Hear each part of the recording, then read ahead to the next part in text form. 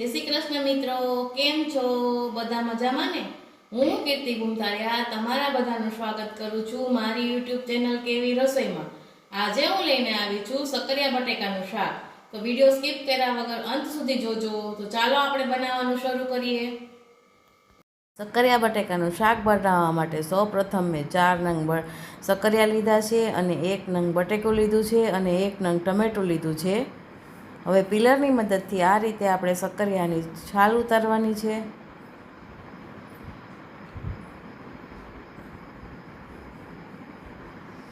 મિત્રો, આ રીતે તમે પણ એકવાર જરૂરથી બનાવજો અને મને કોમેન્ટમાં જણાવજો કે તમને કેવી લાગી મારી રેસીપી. હવે આપણે બટેકાને આ રીતે પિલરની મદદથી છાલ ઉતારી લઈશું અને ફટાફટ બની જાય છે મિત્રો, અને ખાવામાં તો ખૂબ જ સ્વાદિષ્ટ લાગે છે. હવે આપણે એના મીડિયમ સાઇઝના ટુકડા કરવાના છે. જો તમે જોઈ શકો છો, અને એને પાણીમાં રાખવાના છે આ રીતે મિત્રો. પાણીમાં ન હોય તો સક્કરિયા અને બટેકા બંને કાળા પડી જાય છે, એટલે આપણે એને પાણીમાં રાખીએ છીએ. હવે ઇન્ડક્શન ઉપર મેં એક કુકર લીધું છે. હવે કુકર ગરમ થાય એટલે એમાં 2 ચમચી ઓઇલ ઉમેરશું આપણે.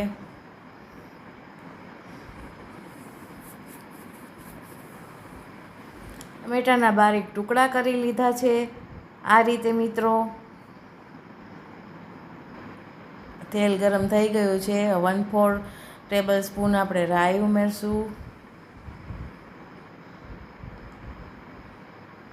રાઈ ફૂટી જાય એટલે 1/4 ટેબલ સ્પૂન આપણે જીરું ઉમેરશું.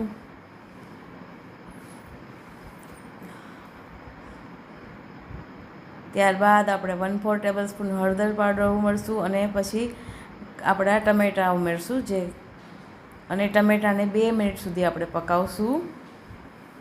સ્વાદ પ્રમાણે નમક ઉમેરી દઈશું.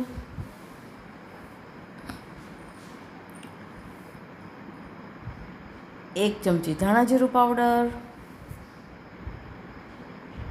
અને 1 ચમચી લાલ મરચું પાવડર, અને આ બધું આપણે મિક્સ કરી લઈશું.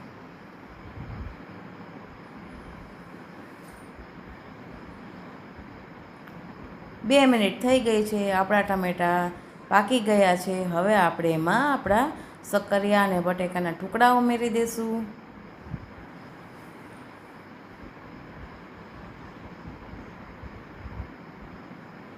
અને એને પણ આપણે મિક્સ કરી લઈશું.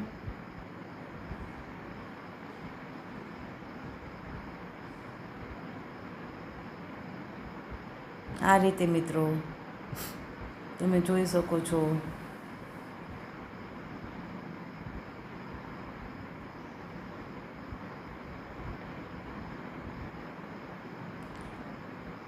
હવે એમાં જરૂર મુજબ પાણી ઉમેરશું અને એને પણ મિક્સ કરી લેશું.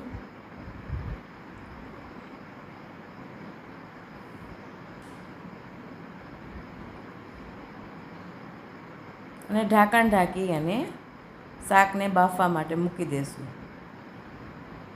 હવે આપણું શાક બફાઈ ગયું છે. આપણે ઢાંકણ ખોલીને જોઈ લઈએ. જો દેખાય છે ને, દેખાતા જ કેટલું સરસ લાગે છે.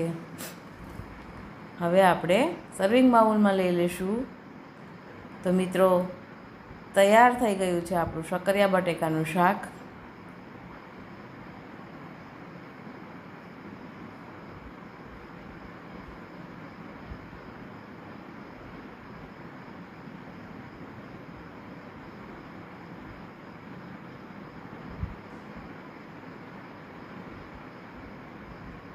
તો મિત્રો, તૈયાર છે આપણું સક્કરિયા બટેકાનું શાક.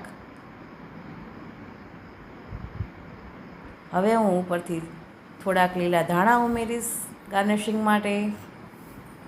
જો રેસીપી પસંદ આવી હોય તો ચેનલને લાઈક કરજો, શેર કરજો, સબસ્ક્રાઈબ કરીને બેલ આઇકન જરૂરથી દબાવજો. ફરી મળીશું આવા નવા વિડીયો સાથે, નવી રેસીપી સાથે. ત્યાં સુધી આવજો. જય શ્રી કૃષ્ણ. Bye bye.